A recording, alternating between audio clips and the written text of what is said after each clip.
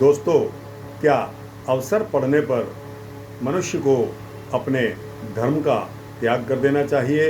आइए इस वृत्तांत के बारे में आपके समक्ष अपने विचार रख रहा हूँ। दोस्तों, धर्म का त्याग एक बहुत ही महत्वपूर्ण विषय है। आजकल बहुत से लोगों के मुंह से यह सुना जा रहा है कि कोई क्रिश्चियन बन रहा है, कोई मुस्लिम बन रहा है, कोई मुस्लिमों में जाकर लड़की शादी कर रही है। दोस्तों, यह सुनते सुनते दिमाग परेशान है। इसलिए सोचा कि आज इस वृत्तांत पर आपके समक्ष अपने विचार रखूं।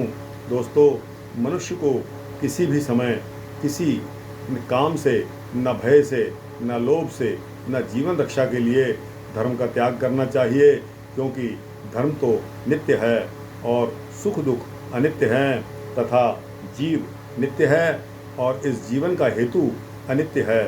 धर्म ही मनुष्य का जीवन प्राण है और इस लोक तथा परलोक में कल्याण करने वाला है। परलोक में तो केवल धर्म ही साथ जाता है।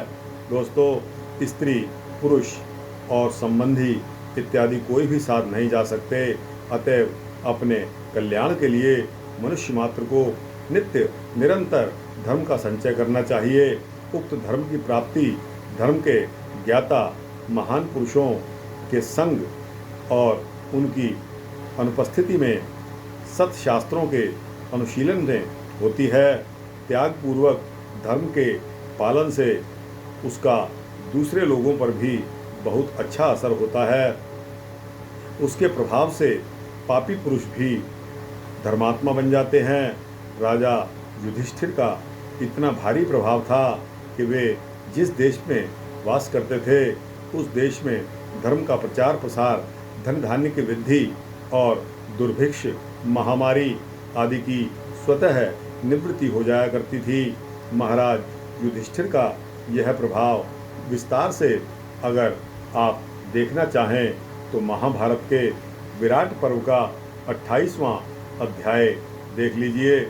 जो दूसरों के साथ त्यागपूर्वक व्यवहार करता है उसके साथ दूसरों को भी त्यागपूर्वक व्यवहार करना पड़ता है।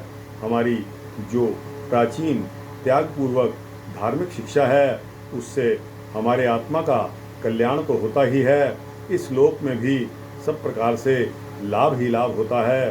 परंतु यदि लौकिक लाभ ना भी हो तो यहाँ के स्वार्थ की हानि भी होती हो, तो इस पर यदि हमारा परमार्थ सिद्ध हो जाता हो तो हमारे लिए बहुत महान लाभ की बात है।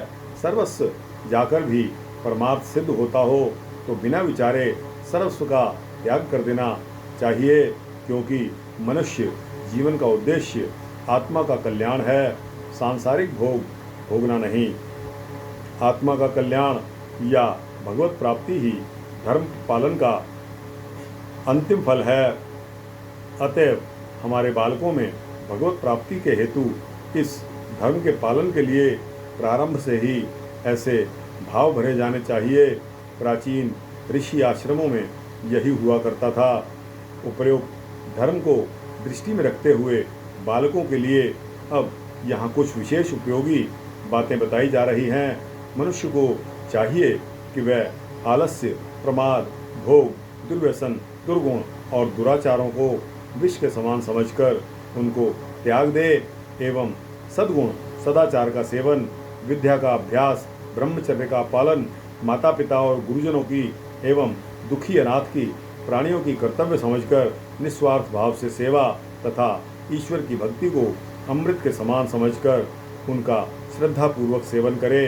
यदि इनमें से एक का भी निष्काम भाव से पालन कर लिया गया तो कल्याण निश्चित है।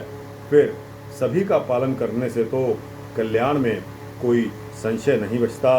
6 घंटे से अधिक सोना, दिन में सोना, असमय सोना, काम के समय सोना या साधन करते समय नींद लेना, काम में असावधानी बरतना, अल्पकाल में हो सकने काम वाले काम में अधिक समय लगाना, आवश्यक काम से आरंभ में भी विलंब करना और अकर्मण्यता को अपनाना आदि सभी आलस्य के अंतर्गत आते हैं। मन, वाणी और शरीर के द्वारा न करने योग्य व्यर्थ चेष्टा करना तथा करने योग्य कार्य की अवहेलना करना ही प्रमाद है।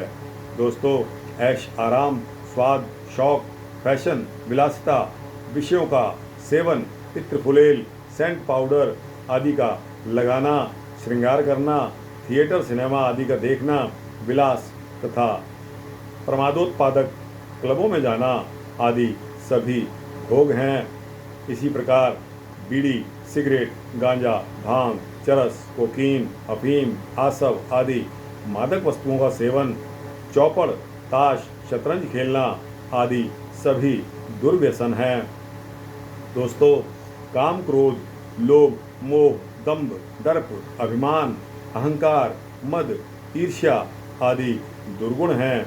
हिंसा, झूठ, चोरी, व्यभिचार, मांस भक्षण, मदिरापान, जुआ खेलना यह सभी दुराचार हैं। संयम, क्षमा, दया, शांति, समता, सरलता, संतोष, ज्ञान, वैराग्य, निष्कामता आदि सभी सद्गुण कहे जाते हैं।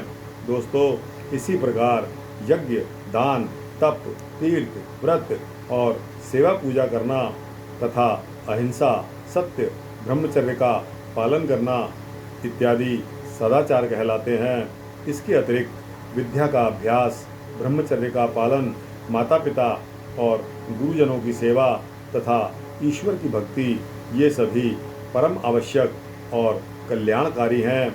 इसीलिए बालकों से तथा नवयुवकों से हमारा निवेदन है कि निष्काम भाव से इन साधनों को अपने जीवन में उतार कर अपने जीवन का स्तर ऊंचा उठाएं, अपने द्वारा अपना संसार समुद्र से उद्धार करें और अपने को अधोगति में न डालें, क्योंकि यह मनुष्य आप ही तो अपना मित्र है और आप ही अपना शत्रु है। जिस जीवात्मा द्वारा मन और इंद्रियों सहित शरीर जीता हुआ है वह जीवात्मा का तो वह आप ही मित्र है, और जिसके द्वारा मन और इंद्रियों सहित शरीर नहीं जीता गया है उसके लिए वह आप ही शत्रु के सदृश शत्रुता में बरतता है। इससे यह बात सिद्ध हो जाती है कि जो मनुष्य अपने मन इंद्रियों को जीत लेता है वह स्वयं ही अपना मित्र है, और जो नहीं जीत पाता वह स्वयं ही अपना शत्रु है, क्योंकि मन इंद्रियों पर विजय प्राप्त करने वाला पुरुष ही विषयों से मन इंद्रियों को रोककर दुर्गुण दुराचार का त्याग और सद्गुण सदाचार का सेवन करके आत्मकल्याण कर सकता है। जिस आचरण को श्रुति और स्मृति उत्तम बतलाते हैं तथा अच्छे पुरुष जिसका आचरण करते हैं एवं हमारी आत्मा भी यह स्वीकार करती है कि ये आचरण अच्छे हैं, वही धर्म है। दोस्तों, इस वृत्तांत को यहीं समाप्त करते हैं, क्योंकि सूक्ष्म वृत्तांत है।